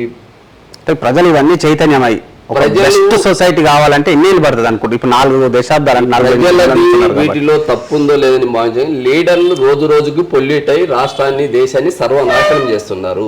స్థానిక వార్డు మెంబర్ మొదలుకొని పార్లమెంటేరియన్ వరకు ఒక కరప్షన్ అనేది హై స్థాయిలోకి వెళ్ళిపోయి వాళ్ళ ఫ్యామిలీని రేపు వచ్చే 10 ఏళ్ళలోనూ 100 ఏళ్ళలో ఎంత వాల్యూ మనీకి అవసరమో అంత కూడబెట్టుకునే దోపిడీ జరుగుతుంది. కానీ పబ్లిక్ ఇంకా 100 ఏళ్ళకైనా మర్చిపోలేని పాలన అందిద్దాం. ఇదే మాట ప్రజలకు కూడా తెలుసు. మేము పోయినప్పుడు అంటా ఉంటారు కానీ ఓటు దగ్గరకు వచ్చేసరికి మళ్ళీ diverting in the same span of space అంటారు. దొంగలు నిలవన్నప్పుడు ఒకసారి గజ దొంగని భయపడి ఓటేస్తారు, మళ్ళా రెండోసారి దొంగ గజ దొంగ కావడానికి ప్రయత్నం చేస్తుండే. కానీ దొంగతనం చేయకుండా ఈ రాష్ట్రంలో పరిపాలన జరిగితే ఆ వైపు ఖచ్చితంగా ఓటర్స్ నిలబడతారు. నోటా కేసు ఎట్లా ఉంటుంది అంటారు? ఒకవేళ మీరు అన్నట్టు ఇద్దరు దొంగ నిలబడ్డ నోటా వల్ల ఉపయోగం లేదు. నోటా అనేది ఒక ఎన్నికల కమిషన్ తీసుకున్న ఒక పోలీసు నిర్ణయం. ఎందుకంటే నోటా అనేది ఏం చేయాలి, రీకాల్ సిస్టమ్ అనేది పెట్టాలా. రీకాల్ అనేది నువ్వు పెట్టినప్పుడు పవర్ అనేది పబ్లిక్ ఇచ్చినప్పుడు వాడు ఏం చేయాలి. విద్యార్థి సంఘాలు ఎన్నికలు ప్రశ్నించే గొంతు లేదు, విశ్వవిద్యాలయాలు నాశనం పెట్టే అడిగి గొంతు లేదు. ఎవరు ప్రశ్నిస్తారు? ప్రజలందరిది సమస్య కాదు, ప్రజలందరూ ఆర్గనైజ్ కాదు. పొద్దున్న లేస్తని వాని కుటుంబంలో ఏ సమస్య ఉందో ఆ సమస్య పరిష్కారానికి పరుగులు తీస్తారు. లీడర్ అనేవాడు బయటకు వచ్చినప్పుడు ఆ సమస్యను పరిష్కారం పోరాటం చేసి వేదికలను చంపేస్తున్నారు. అది ఎక్కడి నుంచి వస్తుంది? విద్యార్థి దశ నుంచి వస్తుంది. ఈరోజు తెలుగు రాష్ట్రాల్లో విద్యార్థి ఎన్నికలు, ప్రభుత్వ స్కూల్లో ఎన్నికలు, కాలేజీల్లో ఇప్పుడు నేను 7వ తరగతిని ఎస్పీఎల్గా గెలిచా. ఇప్పటి వరకు ఆ విద్యార్థి ఎన్నికలు ఎలా ఉంటాయో, కాన్సెప్ట్ ఎలా ఉంటాయో ఇప్పటికి ఫైట్ చేస్తున్నా. ఆ మార్పు జరుగుతుందేమో ఒక ప్రయత్నం చేస్తున్నా. కానీ అదే కాలేజీ ఎన్నికలు ఉంటే నాలాంటి వాళ్ళు కొన్ని వేల మంది లీడర్లు ఎవరెవరన్నా సమాజంకి వచ్చేవాళ్ళు కదా. ఎన్నికల్ని బ్యాన్ చేశారు. మాట్లాడితే సోషల్ మీడియా వింగ్ వచ్చింది, దాంట్లో సోషల్ మీడియాని కూడా రకరకాల ఆంక్షలు పెడుతున్నారు. ఎప్పుడైనా బూతులు, ఇప్పుడు ఒకవైపు సోషల్ మీడియా యూట్యూబ్ లో చూస్తే బూతులతో ఛానల్ నడుస్తున్నాయి. లీడర్ బూతులు మాట్లాడితే కేసులు సుప్రీంకోర్టు న్యాయ వ్యవస్థ. సమ్మరైజ్ చేసి చెప్పండి మరి, ఇట్లాంటి వ్యవస్థలో ఉన్నప్పుడు ది బెస్ట్ పాలిటిక్స్ మరి ఎట్లా వస్తే రావని అనుకోవాలి కదా. 100% పబ్లిక్ లో చేంజ్ తో పాటు లీడర్లలో ఆ మూమెంట్ కోసం పనిచేసే లీడర్ల సంఖ్య పెరగాల, ఛానల్ సంఖ్య పెరగాల, మీడియా పెరగాల. రెస్పాన్సిబిలిటీ ఎవరైతే ఉందో ఈరోజు న్యాయ వ్యవస్థ కూడా ప్రధాన బాధ్యత ఉంది, ఎన్నికల కమిషన్ ప్రధాన బాధ్యత ఉంది. ఎన్నికల కమిషన్, న్యాయ వ్యవస్థ, మీడియా, బ్యూరోక్రాట్స్ ఒక్కటే, లీడర్ ఒక్కటే ఈ బెటర్ సొసైటీ అందించాలనే ప్రయత్నం ఏదైతే మనం చూస్ చేసుకున్నాము, ఏదైతే కాన్స్టిట్యూషన్స్ లో మనం 4 ఫింగర్స్ గా చెప్తూ పబ్లిక్ కి 5వ ఫింగర్ పబ్లిక్ ని మనం బలోపేతం చేయాలనుకున్నాము. ఈ 4 ఫింగర్స్ బలోపేతం కాకుండా, హానెస్ట్లీ లేకుండా, విలువలతో లేకుండా పనిచేస్తే ఎప్పటికీ కాదు. విలువలతో కూడిన సమాజం రావాలంటే మీలాంటి వాళ్ళు, సమాజ హితం కోసం వెళ్ళే వాళ్ళు చట్టసభలలో ఉండాలంటే ఎమ్మెల్యేలు కావాలి. సింపుల్గా రాష్ట్రానికి వచ్చేసరికి అది కావాలంటే చాలా మంది మేధావులు అంటుంది ఏంటంటే ఒక ఎగ్జామ్ కూడా పెట్టాలి దీనికిగా. ఎందుకంటే చాలా మంది ఇప్పుడు పొలిటీషియన్, రాజకీయవేత్తలు అంటే గతంలో లాగా సోషల్ సర్వీస్ చేసిన వాళ్ళు తక్కువ అయిపోయినారు. డబ్బుల మూటలు ఉన్న వాళ్ళు వస్తూ ఉన్నారు. వివిధ వ్యాపారస్తులు రాజకీయ రంగంలోకి జ్వరబడతా ఉన్నారు, ఎమ్మెల్యేలుగా అవుతా ఉన్నారు, డబ్బుల ప్రాతిపాదికనే పోతా ఉన్నారు. కాబట్టి ఒక ఫీల్డ్ ఉద్యోగం, ఇప్పుడు ఒక గవర్నమెంట్ ఉద్యోగం కొట్టాలంటే ఒక ఎగ్జామ్ ఉండాలి కదా. మరి చట్టసభలోకి వెళ్ళే వాళ్ళకి ఎలాంటి ఎగ్జామ్స్ అవసరం లేదా అంటే ఏమంటారు?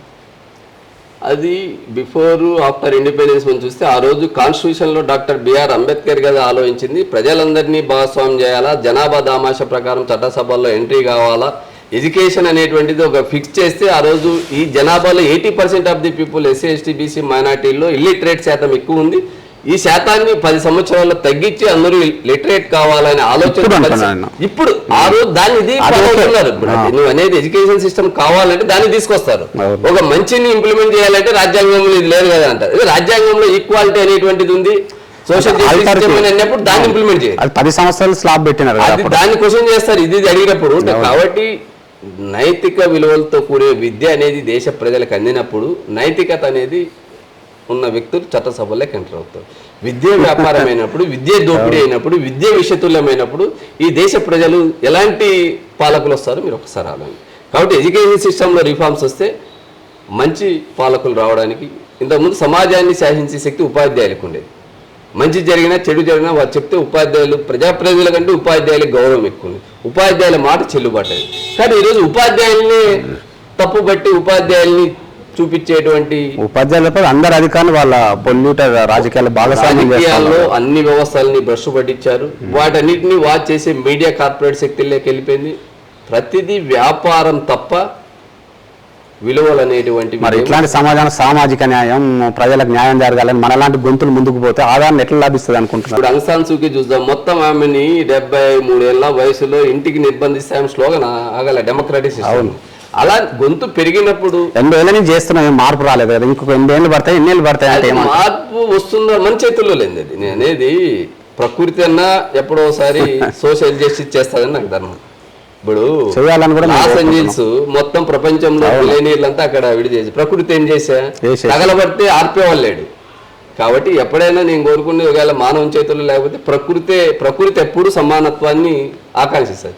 భూమి మీద అందరూ పైగా అవకాశం ఉంది, భూమి మీద గాలి అందరూ పీల్చేసి వచ్చింది. అదే పాలకులు ఇచ్చే డిస్ట్రిబ్యూట్ చేసేది నీకు గాలి దొరకదు, నాకు దొరకదు.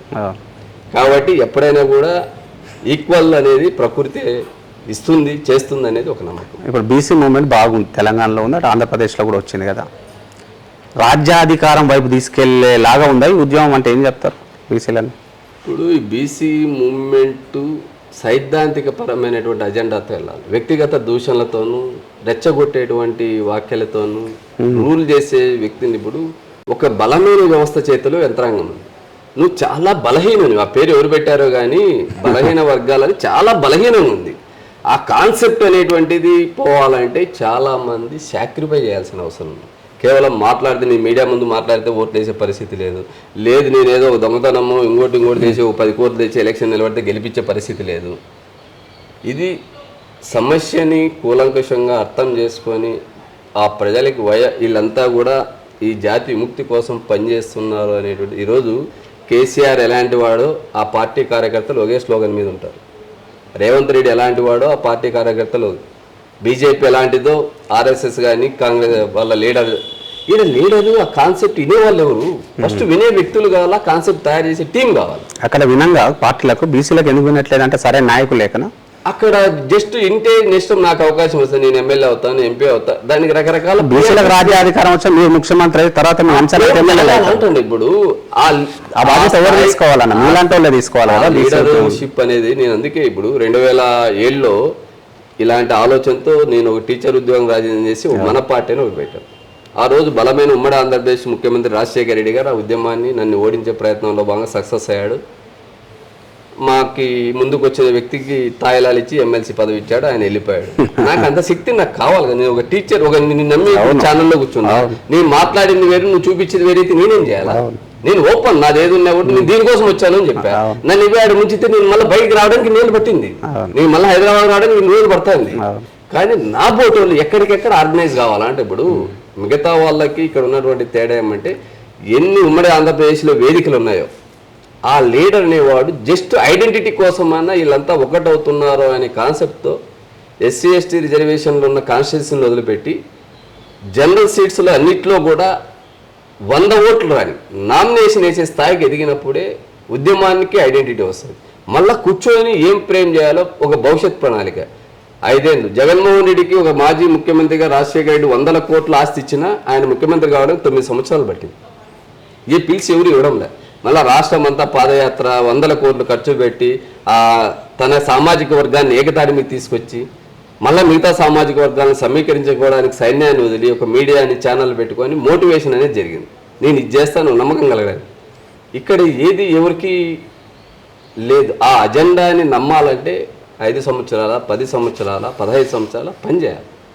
అప్పుడు చేసే నాయకులు ఉన్నారంటారు అంత పేషెన్సీగా. అది కావాలని అంటున్నాను నేను. అందుకే కాని పక్షంలో ఇప్పుడు మీరు చెప్పండి, తెలంగాణకు వస్తే కాంగ్రెస్ అంటా ఉంది. ఇప్పుడు 42% రిజర్వేషన్ రేపు బీసీ ముఖ్యమంత్రిని చేస్తా అంటే బీసీ సమాజం అంతా కాంగ్రెస్ పై వెళ్తే బాగానే ఉంటుంది అంటారా?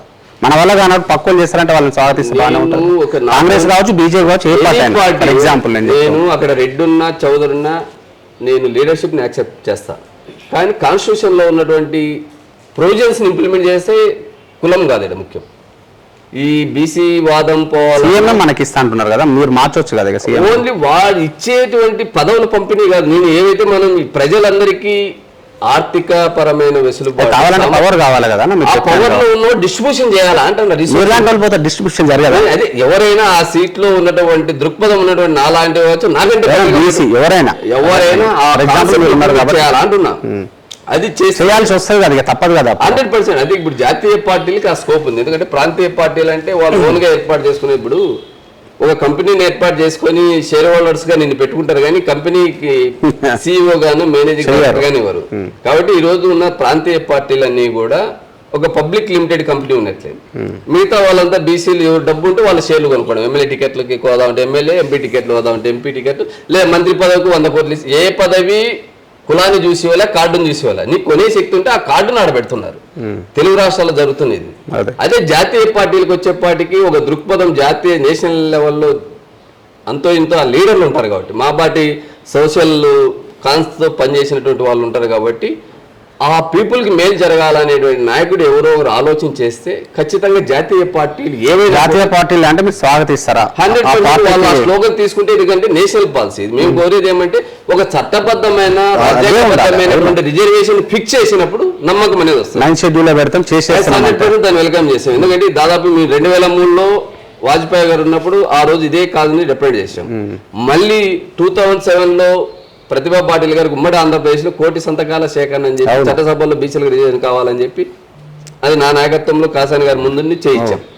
కానీ అగైన్ మళ్ళీ ఇప్పుడు సొంత అజెండాతో కాకుండా ఒక కామన్ అజెండా, అది కాన్స్టిట్యూషన్ రైట్ మనకు వస్తే రేపు ఎవరైనా ఏ పార్టీ డిఫరెంట్ అయింది, కొంచెం మూవ్మెంట్ కూడా పెరిగింది కాబట్టి ఈ స్లోగన్ తీసుకుంటే స్వాగతించాల్సిన అవసరం కూడా ఉంటుంది. 100% దాంట్లో మనం ఎందుకంటే కానీ ఒక నాయకత్వం అనేది డైల్యూట్ వాయిస్ కాకుండా ఆ పీపుల్కి మేలు జరిగే విధంగా పొలిటికల్ పార్టీస్ని నెగోషియేట్ చేసి ఎవరు ఇక్కడ గతంలో మాది చరిత్ర చూసి యుద్ధాలు చేసుకోవాలి. నువ్వు ఎంత ఎదిగినా కిందికి పడగొట్టేటువంటి వ్యవస్థలు చాలా ఉన్నాయి. ఈరోజు అవి ఉంటేనే ఉంటాయి. దేశవ్యాప్తంగా మేము 2018లో భారత రాజ్యాంగ పరిరక్షణ కోసం ఒక పెద్ద సభ పెట్టాం. దేశంలో ఏంది రాజ్యాంగ పరిరక్షణ సభ. ఆ రోజు అంబేద్కర్ మనవడు ప్రకాష్ అంబేద్కర్ గారిని పిలుచుకొచ్చి ఒక 15 పార్టీల అధ్యక్షుల్ని అనంతపురం ఒక 10,000 మంది ఉద్యోగస్తులతో సభ పెడితే అది ఆ సభకు వచ్చినటువంటి ఒకరిద్దరు మేధావులు దాన్ని అప్పుడు రాహుల్ గాంధీ గారికి మళ్ళీ వితిన్ 3 monthsలో రామ్లీలా మైదానంలో రాజ్యాంగ పరిరక్షణ సభ రాహుల్ గాంధీ పెట్టారు.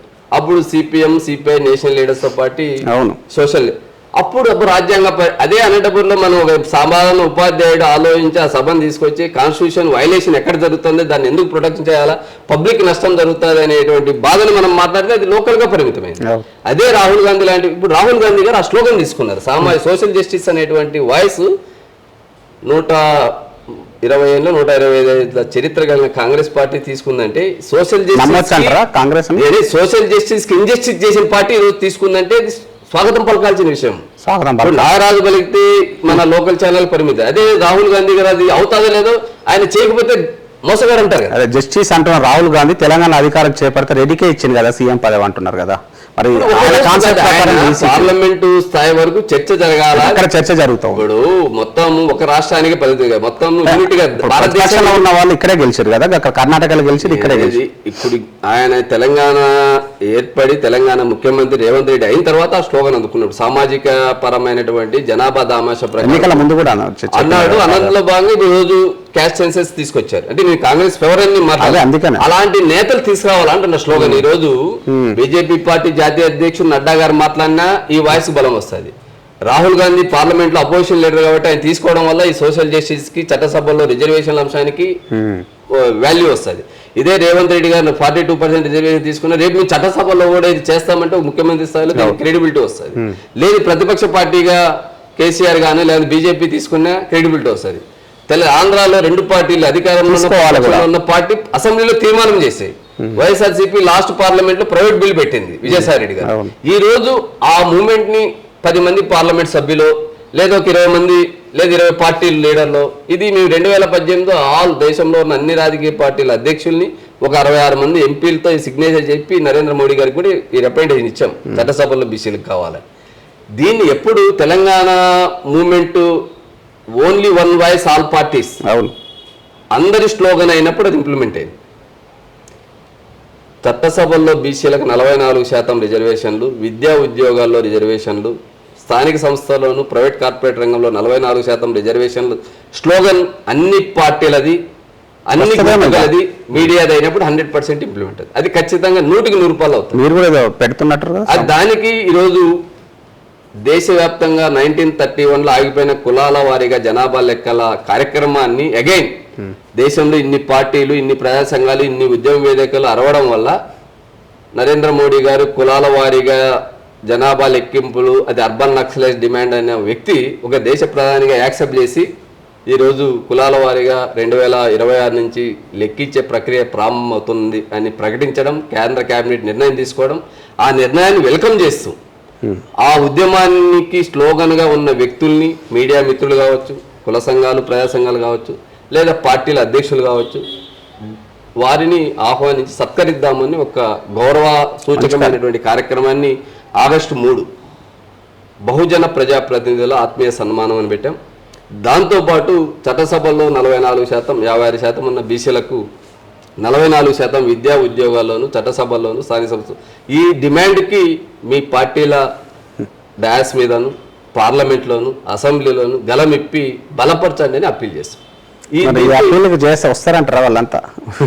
రాకపోతే నేను లోకల్ కార్పొరేటర్ గానే సన్మానం చేసి బహుజన ప్రజాప్రతినిధిగా నా లక్ష్యం, నా కాన్సెప్ట్ వార్డు మెంబర్ నుంచి పార్లమెంట్ వరకు వినిపించడమే. నేను ఎందుకంటే ఉద్యమాలు చేయాలంటే ఈరోజు ఎలా ఖర్చుతో కూడుకుంది. అవును. కాబట్టి ఒక రెప్యుటేషన్ ప్రాపర్ వేలు. ఇప్పుడు ఈరోజు ఒక 5-6 మంది ఎమ్మెల్యేలు కలిసాము, ఎమ్మెల్సీ విజయశాంతి గారిని కలిసాము, మా ఆంధ్ర ఎమ్మెల్యే పుట్టా సుధాకర్ గారిని కలిసాము, లేదు ఇప్పుడు ఇంకా ఆర్ కృష్ణ గారిని. ఎవరైతే పార్లమెంట్లోను, అసెంబ్లీలోను పొలిటికల్ రిప్రజెంటేటివ్స్ ఉన్నారో వాళ్ళు రియలైజ్ అయితే ఈ గొంతు పని తక్కువ అవుతుంది. అవును, ఆ గొంతుని పెంచే ప్రయత్నం చేస్తున్నాను. Nagaraj as a social conscious ఉన్నటువంటి వ్యక్తిగా, నేను ఒక డాక్టరేట్ చేసినటువంటి వ్యక్తిగా 92 నుంచి ఇప్పటి వరకు బీసీ స్లోగన్ అందుకున్న వ్యక్తిగా అప్పీల్ చేస్తున్నాను. అది రేవంత్ రెడ్డి కావచ్చు, కిరణ్ కుమార్ రెడ్డి కావచ్చు, జగన్మోహన్ రెడ్డి. మన జగన్మోహన్ రెడ్డి గారికి పులివెందులు వెళ్ళి కలిసి ఇచ్చేసాం, పవన్ కళ్యాణ్ గారికి ఇచ్చాం, బీజేపీ నేతలకు ఇచ్చాం. ఇక్కడ బీజేపీ జాతీయ ఉపాధ్యక్షుడు లక్ష్మణ్ గారు మేము కలిసి 93 కులాల ఐక్యవేదిక కలిసి ఏర్పాటు చేశాం. ఆయనకి ఇస్తున్నా, ఆయనకి చెప్పాం. ఆల్ పార్టీస్ ఒకే వాయిస్ కావాలని చెప్పి నేను కోరుకుంటున్నాను. అది అవుతుందని నేను నమ్ముతున్నాను. ఖచ్చితంగా ప్రజల ఆకాంక్ష, నాగరాజు ఆకాంక్ష. ఈరోజు ఒక మందకృష్ణ మాదిగ మూమెంట్ చూసుకుంటే ఇంతమంది యాక్సెప్ట్ చేశారు. ఇది 56% ఉన్న ప్రజల వాయిస్, ఇది నాగరాజు వాయిస్ కాదు, లేదా బీసీ సంఘాల వాయిస్ కాదు. దేశ జనాభాలో 56% ఉన్న ప్రజలు అభివృద్ధి కాకపోతే దేశం ఎలా అభివృద్ధి చెందుతుంది? వారి అన్ని రంగాల్లోనూ భాగస్వామ్యం కల్పించండి అని అప్పీల్ చేస్తాం. థ్యాంక్ యూ వెరీ మచ్ అన్న. Thank you brother. మీ అభిప్రాయం చాలా గొప్పది. మరి ఆ దిశగా అన్ని పార్టీలు కూడా కదులుతాయని కూడా ఆశాభావం వ్యక్తం చేస్తా ఉన్నా. ఇది ఇప్పటి వరకు నాగరాజన్న గారితో మాట్లాడుతూ స్పష్టంగా తన గలాన్ని వినిపించిన సందర్భం చూసినాం. బడుగులు, బలహీన వర్గాలు రాజ్యాధికారంలోకి రావాలంటే ఏం చేయాలి, ఎలాంటి స్టెప్స్ తీసుకోవాలో కూడా చెప్పే ప్రయత్నం చేసినారు. మరి ఉన్నత విద్య అందాలంటే కామన్ ఎడ్యుకేషన్ సిస్టమ్ కూడా ఇంప్లిమెంట్ చేయాల్సిన అవసరం ఉందని చెప్తూనే దానికి కావాల్సిన నిధులను కూడా ఎట్లా సేకరించాలో చెప్పే ప్రయత్నం చేసినారు.